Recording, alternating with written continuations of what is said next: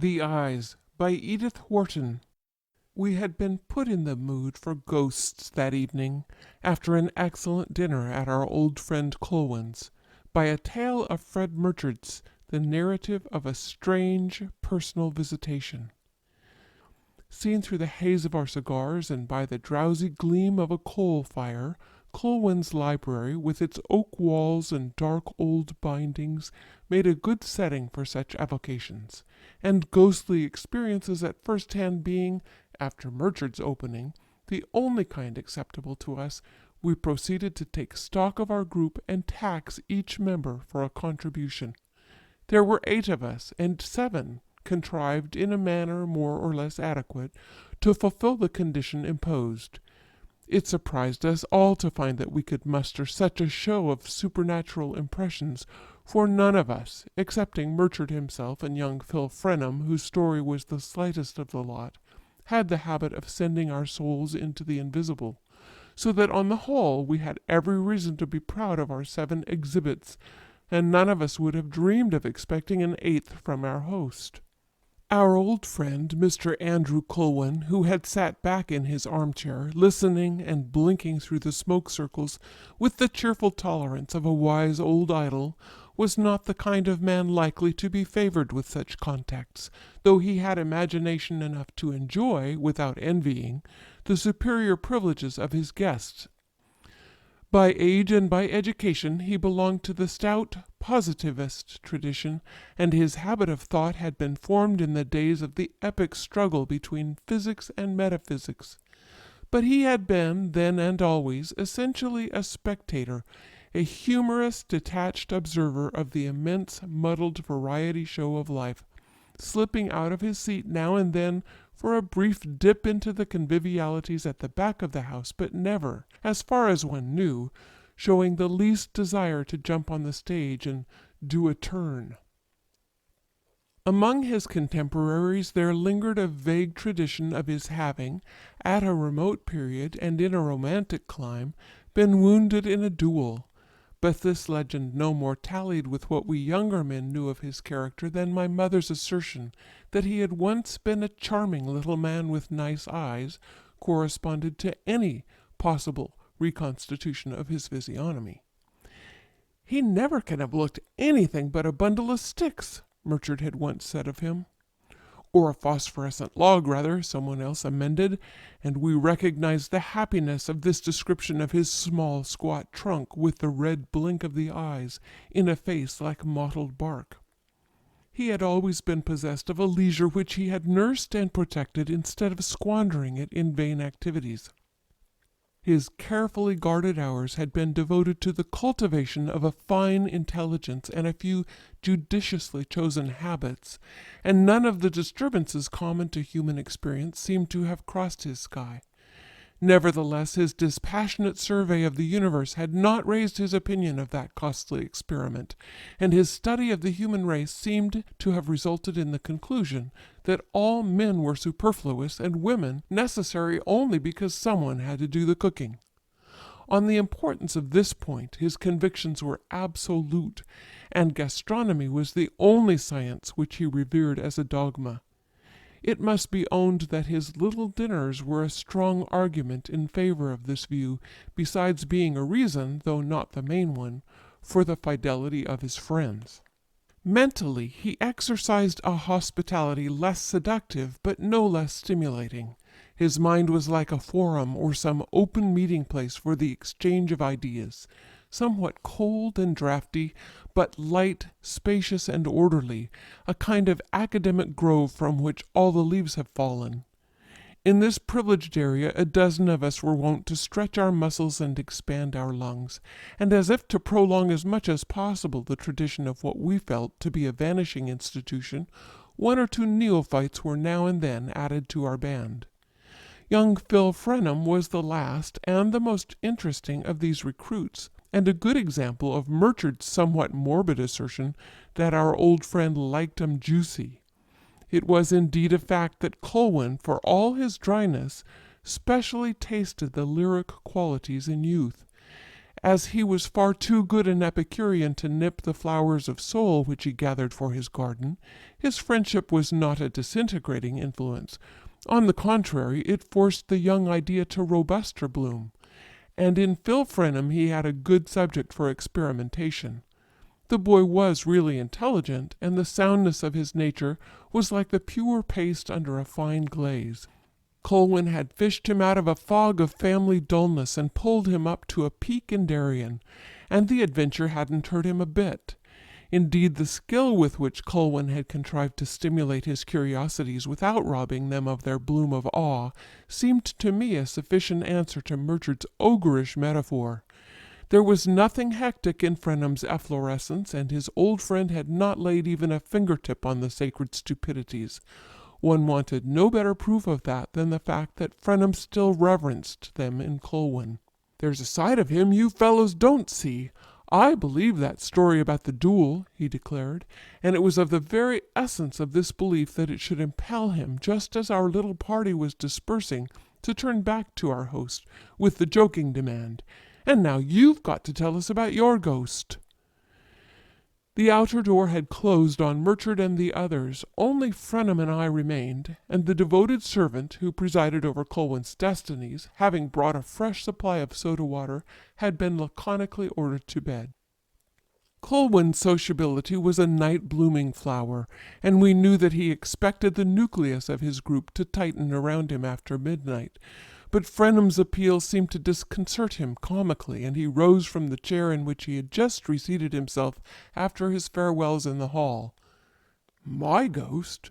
Do you suppose I'm fool enough to go to the expense of keeping one of my own when there are so many charming ones in my friends' closets?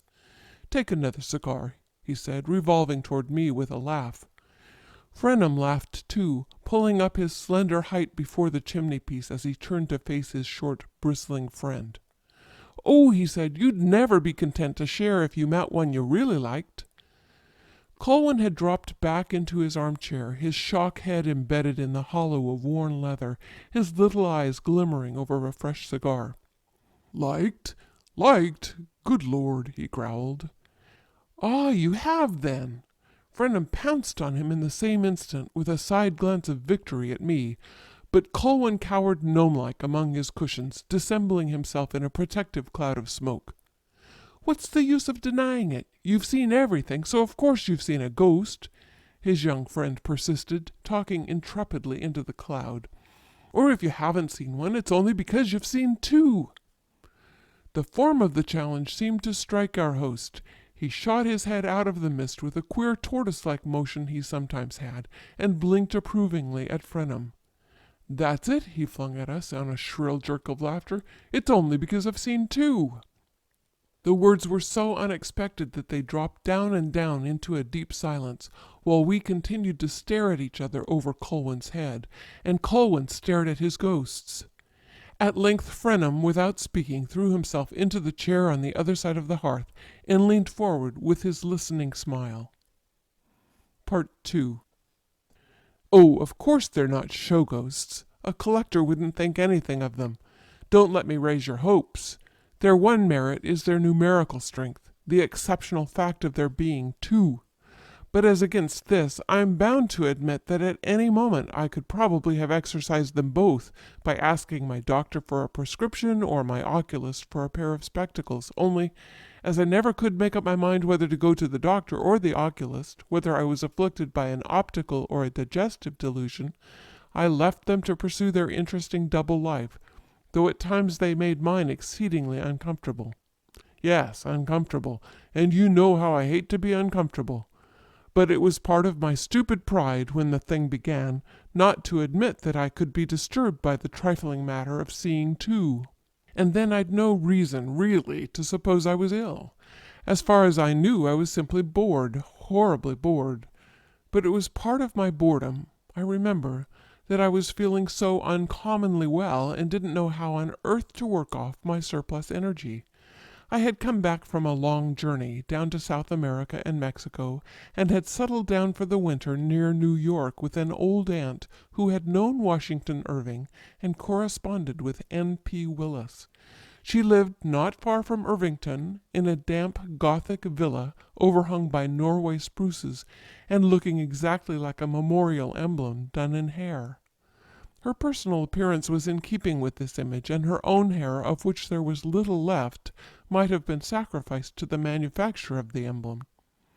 I had just reached the end of an agitated year, with considerable arrears to make up in money and emotion, and theoretically it seemed as though my aunt's mild hospitality would be as beneficial to my nerves as to my purse. But the deuce of it was that as soon as I felt myself safe and sheltered, my energy began to revive. And how was I to work it off inside a memorial emblem? I had at that time the illusion that sustained intellectual effort could engage a man's whole activity, and I decided to write a great book. I forget about what. My aunt, impressed by my plan, gave up to me her Gothic library filled with classics bound in black cloth and daguerreotypes of faded celebrities, and I sat down at my desk to win myself a place among their number. And to facilitate my task, she lent me a cousin to copy my manuscript. The cousin was a nice girl, and I had an idea that a nice girl was just what I needed to restore my faith in human nature, and principally in myself. She was neither beautiful nor intelligent. Poor Alice Noel. But it interested me to see any woman content to be so uninteresting, and I wanted to find out the secret of her content. In doing this I handled it rather rashly and put it out of joint. Oh, just for a moment. There is no fatuity in telling you this, for the poor girl had never seen anyone but cousins. Well, I was sorry for what I'd done, and of course confoundedly bothered as to how I should put it straight. She was staying in the house, and one evening, after my aunt had gone to bed, she came down to the library to fetch a book she'd mislaid, like any artless heroine, on the shelves behind us. She was pink-nosed and flustered, and it suddenly occurred to me that her hair, though it was fairly thick and pretty, would look exactly like my aunt's when she grew older. I was glad I had noticed this, for it made it easier for me to decide to do what was right, and when I had found the book she hadn't lost, I told her I was leaving for Europe that week. Europe was terribly far off in those days, and Alice knew at once what I meant. She didn't take it in the least as I'd expected. It would have been easier if she had. She held her book very tight and turned away a moment to wind up the lamp on my desk. It had a ground glass shade with vine leaves and glass drops around the edge, I remember. Then she came back, held out her hand, and said, "Goodbye." And as she said it, she looked straight at me and kissed me. I had never felt anything as fresh and shy and brave as her kiss. It was worse than any reproach, and it made me ashamed to deserve a reproach from her.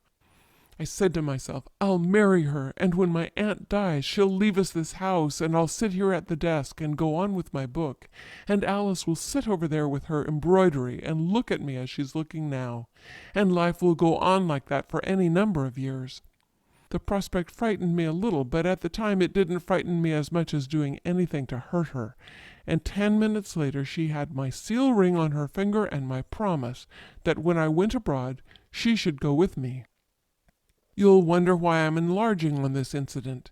It's because the evening on which it took place was the very evening on which I first saw the queer sight I've spoken of. Being at that time an ardent believer in a necessary sequence between cause and effect, I naturally tried to trace some kind of link between what had just happened to me in my aunt's library and what was to happen a few hours later on the same night, and so the coincidence between the two events always remained in my mind.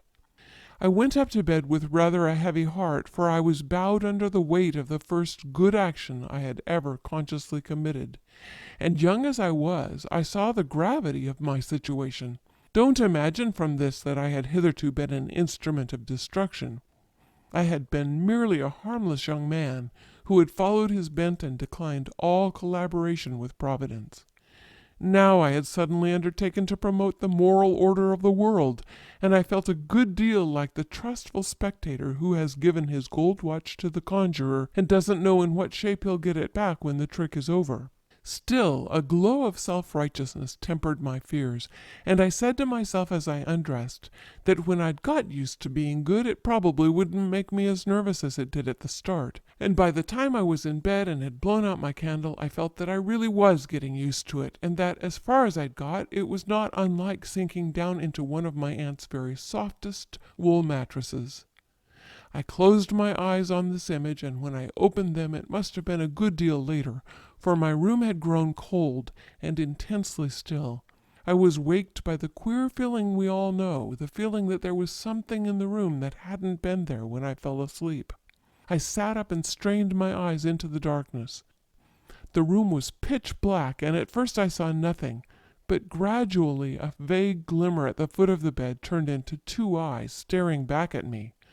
I couldn't distinguish the features attached to them, but as I looked, the eyes grew more and more distinct. They gave out a light of their own.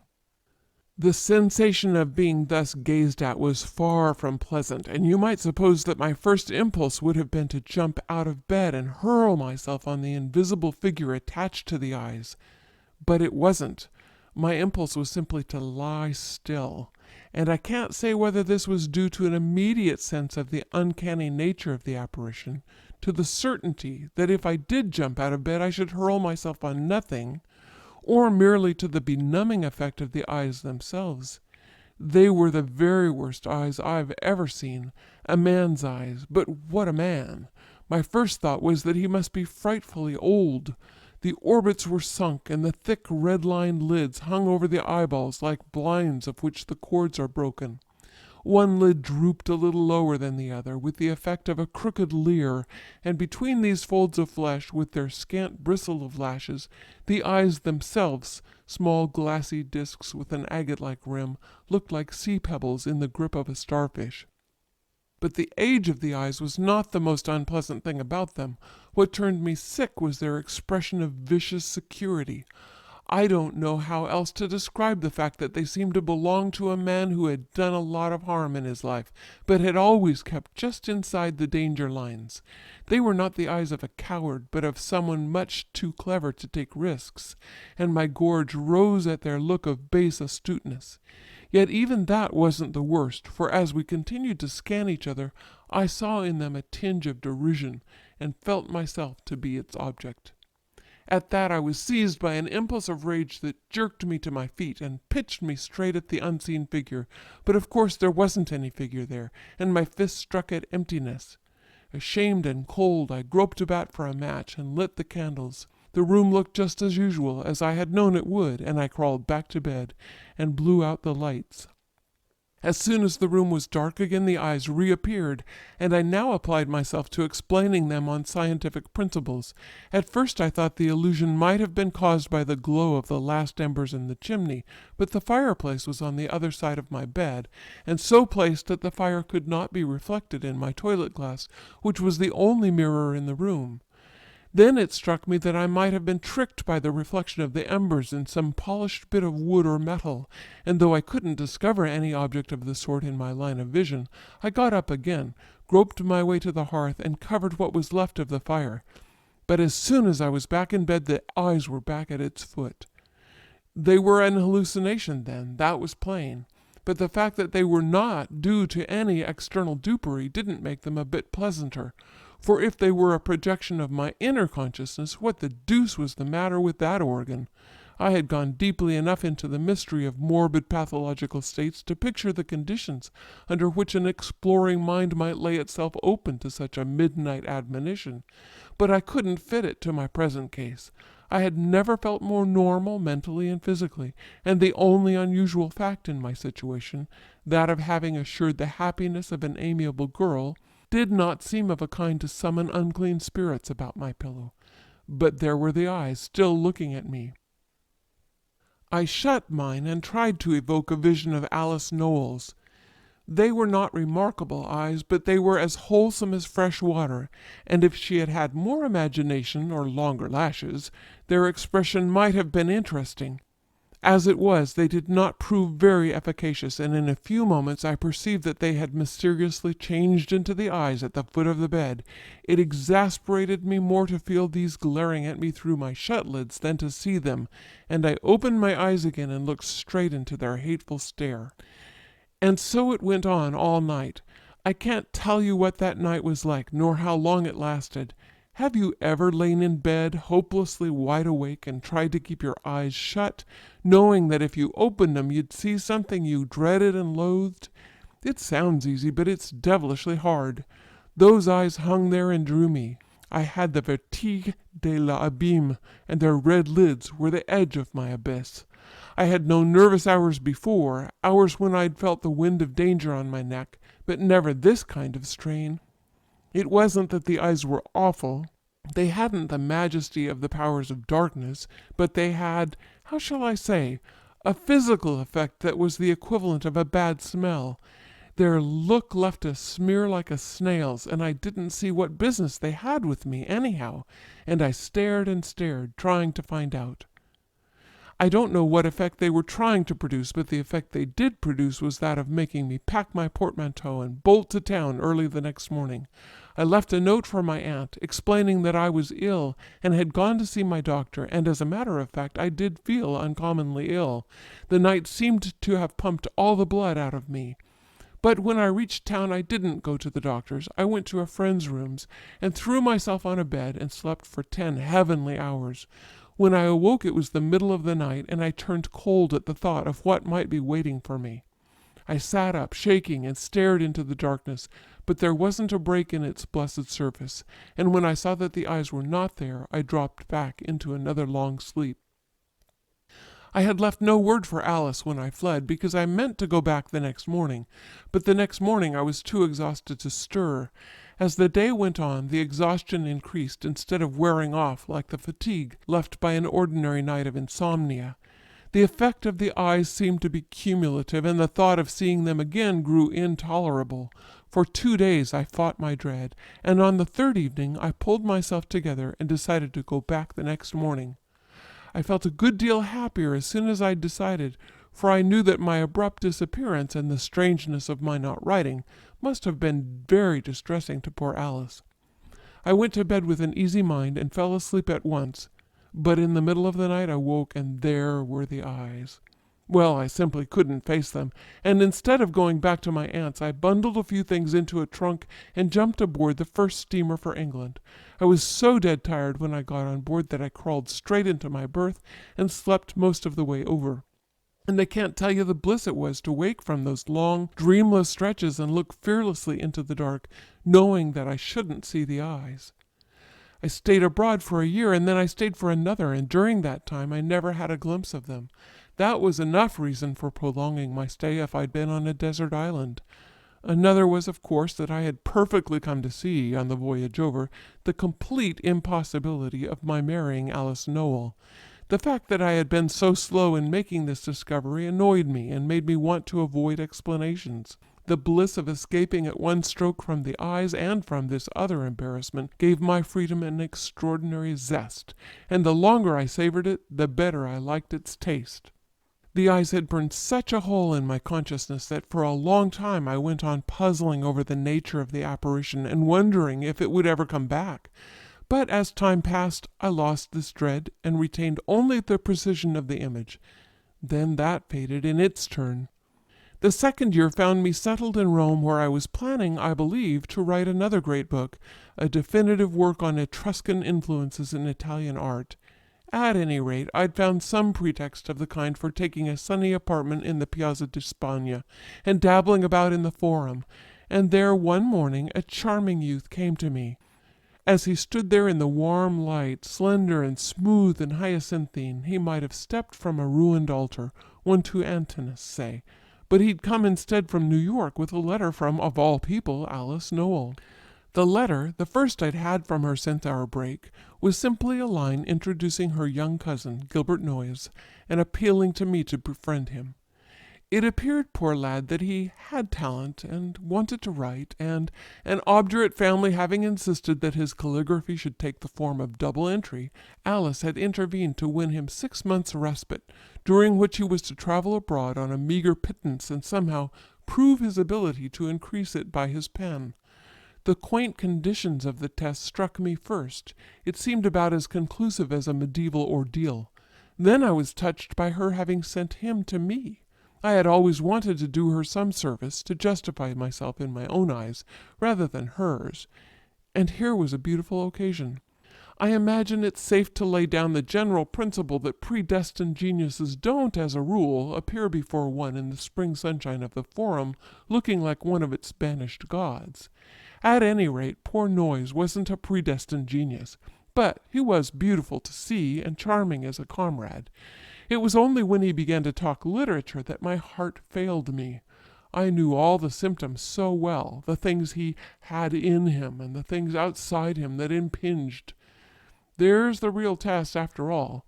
It was always, punctually, inevitably, with the inexorableness of a mechanical law, it was always the wrong thing that struck him. I grew to find a certain fascination in deciding in advance exactly which wrong thing he'd select, and I acquired an astonishing skill at the game. The worst of it was that his bêtise wasn't of the too obvious sort. Ladies who met him at picnics thought him intellectual, and even at dinners he passed for clever. I, who had him under the microscope, fancied now and then that he might develop some kind of slim talent, something that he could make do and be happy on. And wasn't that, after all, what I was concerned with? He was so charming, he continued to be so charming, that he called forth all my charity in support of this argument, and for the first few months I really believed there was a chance for him. Those months were delightful. Noyes was constantly with me, and the more I saw of him, the better I liked him. His stupidity was a natural grace. It was as beautiful, really, as his eyelashes. And he was so gay, so affectionate, and so happy with me that telling him the truth would have been about as pleasant as slitting the throat of some gentle animal. At first I used to wonder what had put into that radiant head the detestable delusion that it held a brain. Then I began to see that it was simply protective mimicry, and instinctive ruse to get away from family life and an office desk. Not that Gilbert didn't, dear lad, believe in himself. There wasn't a trace of hypocrisy in him. He was sure that his call was irresistible, while to me it was the saving grace of his situation that it wasn't, and that a little money, a little leisure, a little pleasure would have turned him into an inoffensive idler. Unluckily, however, there was no hope of money, and with the alternative of the office desk before him, he couldn't postpone his attempt at literature. The stuff he turned out was deplorable, and I see now that I knew it from the first. Still, the absurdity of deciding a man's whole future on a first trial seemed to justify me in withholding my verdict, and perhaps even in encouraging him a little, on the ground that the human plant generally needs warmth to flower. At any rate, I proceeded on that principle, and carried it to the point of getting his term of probation extended. When I left Rome, he went with me, and we idled away a delicious summer between Capri and Venice. I said to myself, if he has anything in him, it will come out now. And it did. He was never more enchanting and enchanted. There were moments of our pilgrimage when beauty born of murmuring sound seemed actually to pass into his face. There were moments of our pilgrimage when beauty born of murmuring sound seemed actually to pass into his face, but only to issue forth in a flood of the palest ink. Well, the time came to turn off the tap, and I knew there was no hand but mine to do it. We were back in Rome, and I had taken him to stay with me, not wanting him to be alone in his pension when he had to face the necessity of renouncing his ambition. I hadn't, of course, relied solely on my own judgment in deciding to advise him to drop literature. I had sent his stuff to various people, editors and critics, and they had always sent it back with the same chilling lack of comment. Really, there was nothing on earth to say. I confess I never felt more shabby than I did on the day when I decided to have it out with Gilbert. It was well enough to tell myself that it was my duty to knock the poor boy's hopes into splinters, but I'd like to know what act of gratuitous cruelty hasn't been justified on that plea. I've always shrunk from usurping the functions of Providence, and when I have to exercise them, I decidedly prefer that it shouldn't be on an errand of destruction. Besides, in the last issue, who was I to decide, even after a year's trial, if poor Gilbert had it in him or not? The more I looked at the part I'd resolved to play, the less I liked it, and I liked it still less when Gilbert sat opposite me with his head thrown back in the lamplight, just as Phil's is now. I'd been going over his last manuscript, and he knew it, and he knew that his future hung on my verdict. We'd tacitly agreed to that. The manuscript lay between us on my table, a novel, his first novel, if you please, and he reached over and laid his hand on it and looked up at me with all his life in the look.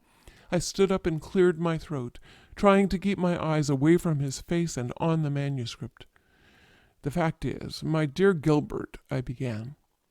I saw him turn pale, but he was up and facing me in an instant. "Oh, look here, don't take on so, my dear fellow. I'm not so awfully cut up as all that." His hands were on my shoulders, and he was laughing down on me from his full height with a kind of mortally stricken gaiety that drove the knife into my side. He was too beautifully brave for me to keep up any humbug about my duty, and it came over me suddenly how I should hurt others in hurting him. Myself first, since sending him home meant losing him, but more particularly poor Alice Noel, to whom I had so longed to prove my good faith and my desire to serve her. It really seemed like failing her twice to fail Gilbert. But my intuition was like one of those lightning flashes that encircle the whole horizon, and in the same instant I saw what I might be letting myself in for if I didn't tell the truth. I said to myself, I shall have him for life, and I'd never yet seen anyone, man or woman, who I was quite sure of wanting on those terms. Well, this impulse of egotism decided me. I was ashamed of it, and to get away from it, I took a leap that landed me straight in Gilbert's arms. "The thing's all right, and you're all wrong," I shouted up at him, and as he hugged me and I laughed and shook in his clutch, I had for a minute the sense of self-complacency that is supposed to attend the footsteps of the just. Hang it all, making people happy has its charms. Gilbert, of course, was for celebrating his emancipation in some spectacular manner, but I sent him away alone to explode his emotions, and went to bed to sleep off mine. As I undressed, I began to wonder what their aftertaste would be. So many of the finest don't keep. Still, I wasn't sorry, and I meant to empty the bottle, even if it did turn a trifle flat. After I got into bed, I lay for a long time smiling at the memory of his eyes, his blissful eyes. Then I fell asleep, and when I woke the room was deathly cold, and I sat up with a jerk, and there were the other eyes. It was 3 years since I'd seen them, but I'd thought of them so often that I fancied they could never take me unawares again. Now, with their red sneer on me, I knew that I had never really believed they would come back, and that I was as defenseless as ever against them. As before, it was the insane irrelevance of their coming that made it so horrible. What the deuce were they after to leap out at me at such a time? I had lived more or less carelessly in the years since I'd seen them, though my worst indiscretions were not dark enough to invite the searchings of their infernal glare. But at this particular moment I was really in what might have been called a state of grace, and I can't tell you how the fact added to their horror. But it's not enough to say they were as bad as before. They were worse. Worse by just so much as I learned of life in the interval, by all the damnable implications my wider experience read into them. I saw now what I hadn't seen before, that they were eyes which had grown hideous gradually, which had built up their baseness coral-wise, bit by bit, out of a series of small turpitudes slowly accumulated through the industrious years. Yes, it came to me that what made them so bad was that they'd grown badly so slowly. There they hung in the darkness, their swollen lids dropped across the little watery bulbs, rolling loose in the orbits, and the puff of flesh making a muddy shadow underneath, and as their stare moved with my movements, there came over me a sense of their tacit complicity, of a deep hidden understanding between us that was worse than the first shock of their strangeness. Not that I understood them, but that they made it so clear that some day I should. Yes, that was the worst part of it, decidedly, and it was the feeling that became stronger each time they came back. For they got into the damnable habit of coming back. They reminded me of vampires with a taste for young flesh. They seemed so to gloat over the taste of a good conscience. Every night for a month they came to claim their morsel of mine. Since I'd made Gilbert happy, they simply wouldn't loosen their fangs. The coincidence almost made me hate him, poor lad, fortuitous as I felt it to be. I puzzled over it a great deal, but couldn't find any hint of an explanation except in the chance of his association with Alice Noel. But then the eyes had let up on me the moment I had abandoned her, so they could hardly be the emissaries of a woman scorned, even if one could have pictured poor Alice charging such spirits to avenge her. That set me thinking, and I began to wonder if they would let up on me if I abandoned Gilbert. The temptation was insidious, and I had to stiffen myself against it. But really, dear boy, he was too charming to be sacrificed to such demons, and so, after all, I never found out what they wanted. Part 3. The fire crumbled, sending up a flash which threw into relief the narrator's gnarled face under its gray-black stubble. Pressed into the hollow of the chair back, it stood out an instant like an intaglio of yellowish red-veined stone, with spots of enamel for the eyes. Then the fire sank, and it became once more a dim Rembrandtish blur. Phil Frenham, sitting in a low chair on the opposite side of the hearth, one long arm propped on the table behind him, one hand supporting his thrown-back head, and his eyes fixed on his old friend's face, had not moved since the tale began. He continued to maintain his silent immobility after Colwyn had ceased to speak, and it was I who, with a vague sense of disappointment at the sudden drop of the story, finally asked, "But how long did you keep on seeing them?" Colwyn, so sunk into his chair that he seemed like a heap of his own empty clothes, stirred a little as if in surprise at my question. He appeared to have forgotten what he had been telling us. "How long? Oh, off and on all that winter. It was infernal. I never got used to them. I grew really ill." Frenham shifted his attitude, and as he did so his elbow struck against a small mirror in a bronze frame standing on the table behind him. He turned and changed its angle slightly. Then he resumed his former attitude, his dark head thrown back on his lifted palm, his eyes intent on Colwyn's face. Something in his silent gaze embarrassed me, and as if to divert attention from it, I pressed on with another question. "And you never tried sacrificing Noyes?" "Oh, no, the fact is I didn't have to. He did it for me, poor boy." "Did it for you? How do you mean?" "He wore me out, wore everybody out. He kept on pouring out his lamentable twaddle and hawking it up and down the place till he became a thing of terror. I tried to wean him from writing, oh, ever so gently, you understand, by throwing him with agreeable people, giving him a chance to make himself felt, to come to a sense of what he really had to give. I'd foreseen this solution from the beginning, felt sure that, once the first ardor of authorship was quenched, he'd drop into his place as a charming parasitic thing, the kind of chronic cherubino for whom, in old societies, there's always a seat at table and a shelter behind the ladies' skirts. I saw him take his place as the poet that doesn't write. One knows the type in every drawing-room. Living in that way doesn't cost much. I'd worked it all out in my mind and felt sure that with a little help he could manage it for the next few years. And meanwhile he'd be sure to marry. I saw him married to a widow, rather older, with a good cook and a well-run house. And I actually had my eye on the widow. Meanwhile I did everything to help the transition, lent him money to ease his conscience, introduced him to pretty women to make him forget his vows. But nothing would do him. He had but one idea in his beautiful, obstinate head. He wanted the laurel and not the rose, and he kept on repeating Gautier's axiom and battering and filing at his limp prose till he'd spread it out over Lord knows how many 100 pages. Now and then he would send a barrelful to a publisher, and of course it would always come back. At first it didn't matter. He thought he was misunderstood. He took the attitudes of genius, and whenever an opus came home he wrote another to keep it company. Then he had a reaction of despair and accused me of deceiving him, and Lord knows what. I got angry at that, and told him it was he who had deceived himself. He'd come to me determined to write, and I'd done my best to help him. That was the extent of my offense, and I'd done it for his cousin's sake, not his. That seemed to strike home, and he didn't answer for a minute. Then he said, My time's up and my money's up. What do you think I better do?" "I think you better not be an ass," I said. "What do you mean by being an ass?" he asked. I took a letter from my desk and held it out to him. "I mean refusing this offer of Mrs. Ellinger's, to be her secretary at a salary of $5,000. There may be a lot more in it than that." He flung out his hand with a violence that struck the letter from mine. "Oh, I know well enough what's in it," he said, red to the roots of his hair. "And what's the answer, if you know?" I asked. He made none at the minute, but turned away slowly to the door.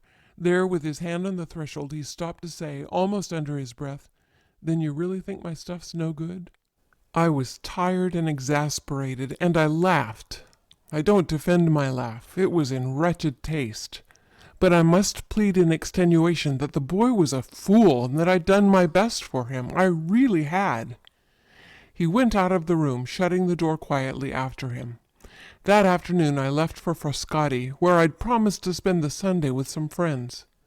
I was glad to escape from Gilbert, and by the same token, as I learned that night, I had also escaped from the eyes. I dropped into the same lethargic sleep that had come to me before when I left off seeing them, and when I woke the next morning in my peaceful room above the ilexes, I felt the utter weariness and deep relief that always followed on that sleep. I put in 2 blessed nights at Frascati, and when I got back to my rooms in Rome, I found that Gilbert had gone. Oh, nothing tragic had happened. The episode never rose to that. He'd simply packed his manuscripts and left for America, for his family and the Wall Street desk. He left a decent enough note to tell me of his decision, and behaved altogether, in the circumstances, as little like a fool as it's possible for a fool to behave. Part 4. Colwyn paused again, and Frenham still sat motionless, the dusky contour of his young head reflected in the mirror at his back. "And what became of Noyes afterward?" I finally asked, still disquieted by a sense of incompleteness, by the need of some connecting thread between the parallel lines of the tale. Colwyn twitched his shoulders. "Oh, nothing became of him, because he became nothing. There could be no question of becoming about it. He vegetated in an office, I believe, and finally got a clerkship in a consulate, and married drearily in China.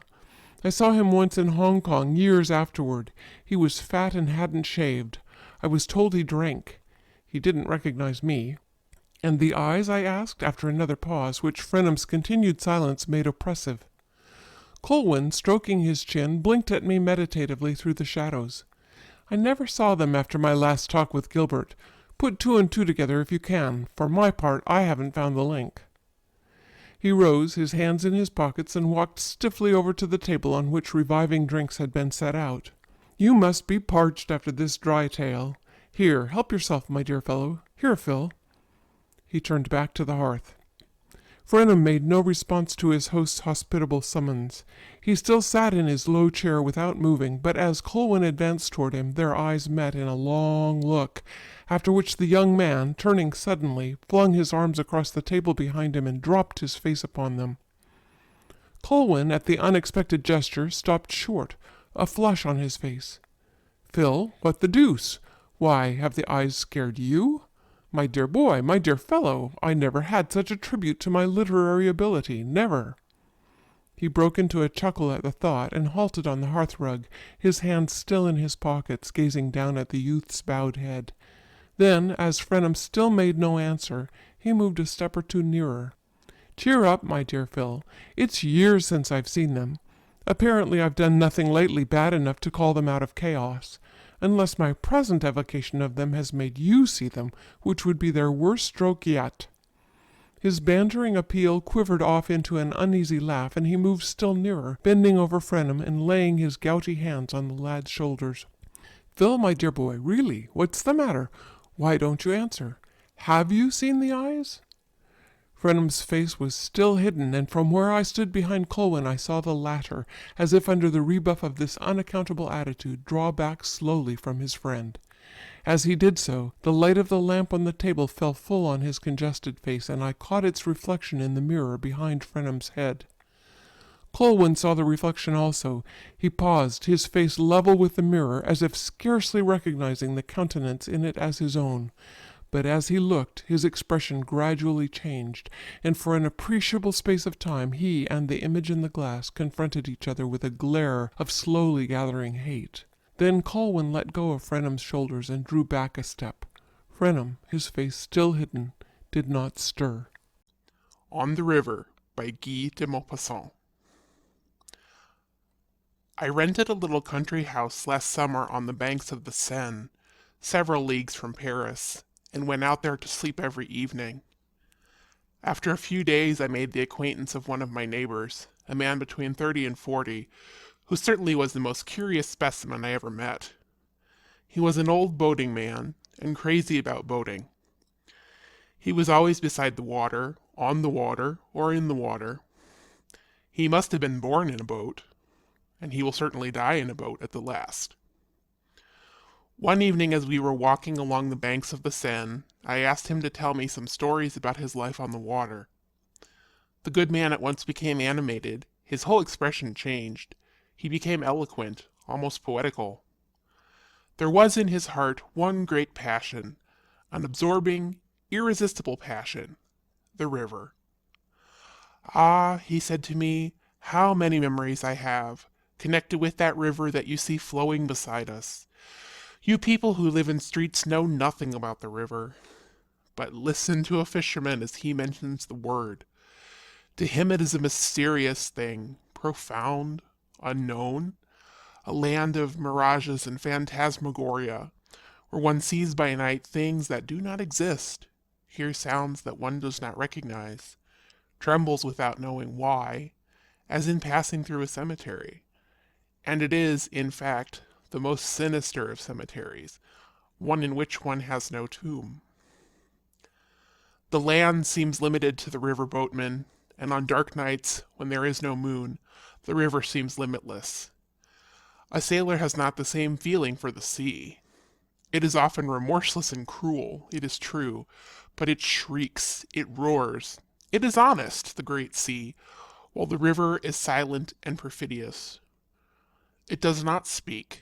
It flows along without a sound, and this eternal motion of flowing water is more terrible to me than the high waves of the ocean. Dreamers maintain that the sea hides in its bosom vast tracts of blue, where those who are drowned roam among the big fishes, amid strange forests and crystal grottos. The river has only black depths where one rots in the slime. It is beautiful, however, when it sparkles in the light of the rising sun and gently laps its banks covered with whispering reeds. The poet says, speaking of the ocean, "O waves, what mournful tragedies ye know!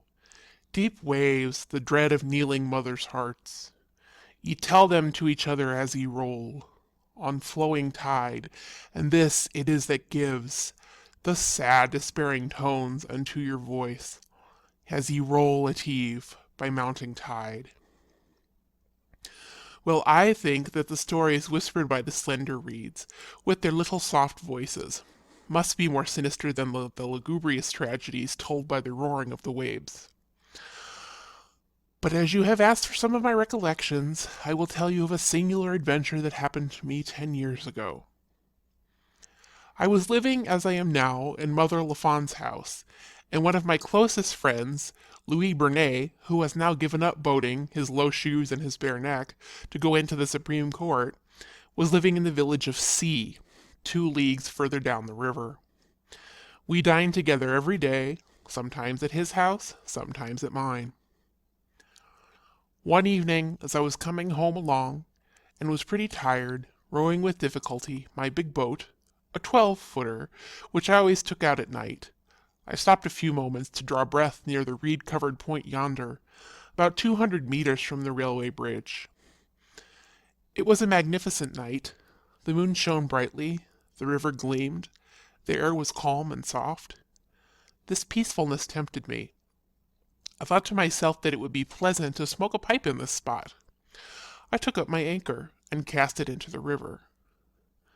The boat floated downstream with the current to the end of the chain and then stopped, and I seated myself in the stern on my sheepskin and made myself as comfortable as possible. There was not a sound to be heard, except that I occasionally thought I could perceive an almost imperceptible lapping of the water against the bank, and I noticed taller groups of reeds which assumed strange shapes and seemed, at times, to move. The river was perfectly calm, but I felt myself affected by the unusual silence that surrounded me. All the creatures, frogs and toads, those nocturnal singers of the marsh, were silent. Suddenly, a frog croaked to my right and close beside me. I shuddered. It ceased, and I heard nothing more, and resolved to smoke to soothe my mind. But although I was a noted colorer of pipes, I could not smoke. At the second draw I was nauseated and gave up trying. I began to sing. The sound of my voice was distressing to me. So I lay still, but presently the slight motion of the boat disturbed me. It seemed to me as if she were making huge lurches from bank to bank of the river, touching each bank alternately. Then I felt as though an invisible force, or being, were drawing her to the surface of the water and lifting her out, to let her fall again. I was tossed about as in a tempest. I heard noises all around me. I sprang to my feet with a single bound. The water was glistening. All was calm.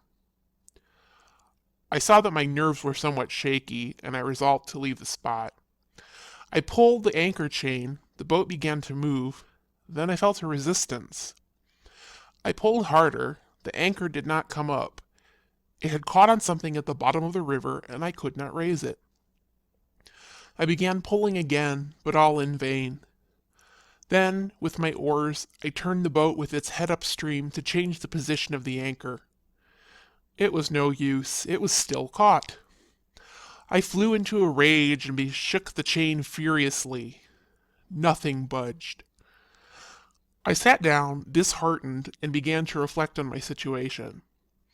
I could not dream of breaking this chain, or detaching it from my boat, for it was massive and was riveted at the bows to a piece of wood as thick as my arm. However, as the weather was so fine, I thought that it probably would not be long before some fishermen came to my aid.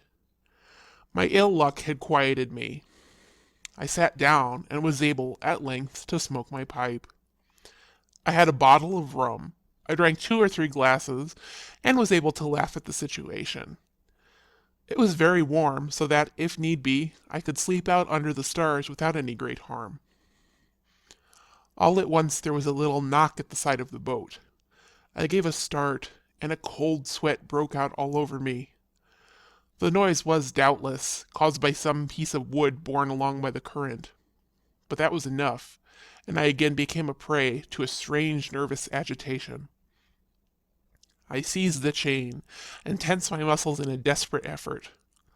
The anchor held firm. I sat down again, exhausted. The river had slowly become enveloped in a thick white fog which lay close to the water, so that when I stood up I could see neither the river, nor my feet, nor my boat, but could perceive only the tops of the reeds, and farther off in the distance the plain lying white in the moonlight, with big black patches rising from it towards the sky, which were formed by groups of Italian poplars. I was as if buried to the waist in a cloud of cotton of singular whiteness, and all sorts of strange fancies came into my mind. I thought that someone was trying to climb into my boat, which I could no longer distinguish, and that the river, hidden by the thick fog, was full of strange creatures which were swimming all around me. I felt horribly uncomfortable. My forehead felt as if it had a tight band round it. My heart beat so that it almost suffocated me, and almost beside myself, I thought of swimming away from the place. But then, again, the very idea made me tremble with fear. I saw myself lost, going by guesswork in this heavy fog, struggling about amid the grasses and reeds which I could not escape, my breath rattling with fear, neither seeing the bank nor finding my boat, and it seemed as if I would feel myself dragged down by the feet to the bottom of these black waters. In fact, as I should have had to ascend the stream at least 500 meters before finding a spot free from grasses and rushes where I could land. There were 9 chances to 1 that I could not find my way in the fog and that I should drown, no matter how well I could swim. I tried to reason with myself. My will made me resolve not to be afraid, but there was something in me besides my will, and that other thing was afraid. I asked myself what there was to be afraid of. My brave ego ridiculed my coward ego, and never did I realize, as on that day, the existence in us of 2 rival personalities, one desiring a thing, the other resisting, and each winning the day in turn. This stupid, inexplicable fear increased and became terror. I remained motionless, my eyes staring, my ears on the stretch with expectation. Of what? I did not know, but it must be something terrible. I believe if it had occurred to a fish to jump out of the water, as often happens, nothing more would have been required to make me fall over, stiff and unconscious.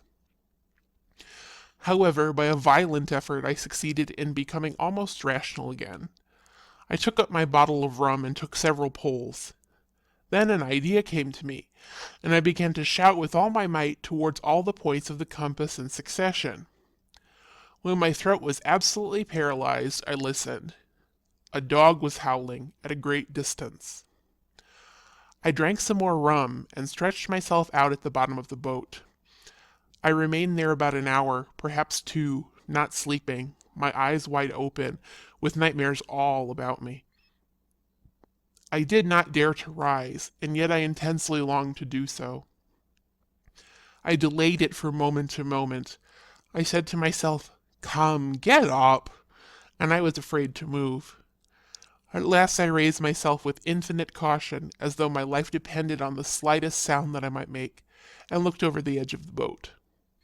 I was dazzled by the most marvelous, the most astonishing sight that it is possible to see. It was one of those phantasmagoria of fairyland, one of those sights described by travelers on their return from distant lands, whom we listen to without believing. The fog, which 2 hours before had floated on the water, had gradually cleared off and massed on the banks, leaving the river absolutely clear, while it formed on either bank an uninterrupted wall 6 or 7 meters high, which shone in the moonlight with the dazzling brilliance of snow. One saw nothing but the river gleaming with light between these 2 white mountains, and high above my head sailed the great full moon in the midst of a bluish milky sky. All the creatures in the water were awake. The frogs croaked furiously, while every few moments I heard, first to the right and then to the left, the abrupt, monotonous, and mournful metallic note of the bullfrogs. Strange to say, I was no longer afraid. I was in the midst of such an unusual landscape that the most remarkable things would have not astonished me. How long this lasted I do not know, for I ended by falling asleep. When I opened my eyes, the moon had gone down, and the sky was full of clouds. The water lapped mournfully. The wind was blowing. It was pitch dark. I drank the rest of the rum and listened, while I trembled, to the rustling of the reeds and the foreboding sound of the river. I tried to see, but could not distinguish my boat, nor even my hands, which I held up close to my eyes. Little by little, however, the blackness became less intense. All at once I thought I noticed a shadow gliding past, quite near me. I shouted. A voice replied. It was a fisherman. I called him. He came near, and I told him of my ill luck. He rowed his boat alongside of mine, and together we pulled at the anchor chain. The anchor did not move. Day came, gloomy gray, rainy and cold, one of those days that bring one sorrows and misfortunes. I saw another boat. We hailed it. The man on board of her joined his efforts to ours, and gradually the anchor yielded. It rose, but slowly, slowly, loaded down by a considerable weight. At length we perceived a black mass, and we drew it on board.